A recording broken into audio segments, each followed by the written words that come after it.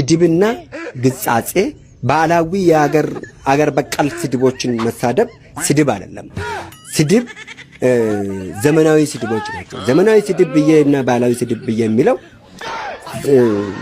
ባለጌ፣ ውርጋጥ ይሄው ስድብ አይደለም። እንዴት ብልግና ነው የነገርኩህ። ልክስክሳም ይሄ ስድብ አይደለም።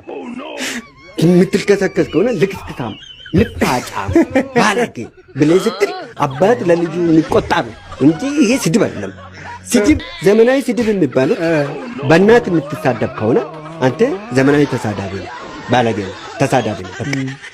በብሔር የምትሳደብ ከሆነ በሃይማኖት የምትሳደብ ከሆነ በሰዎች ማንነት የምትሳደብ ከሆነ አንተ ዘመናዊ ተሳዳቢ ስለሆንክ ክፉ ባለጌ ስድብ ተሳዳቢ ነው።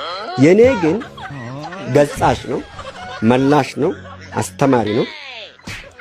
በልምጭ የሚገርፍክ ስድብ ነው እንጂ በዱላ የሚመታ ስድብ አይደለም። በሳማ ቅጠል ነው የሚገርፍህ፣ ቄጤን ነው በሳማ ቅጠል የሚገርፍህ። ይሄ አሁን ስድብ አይደለም።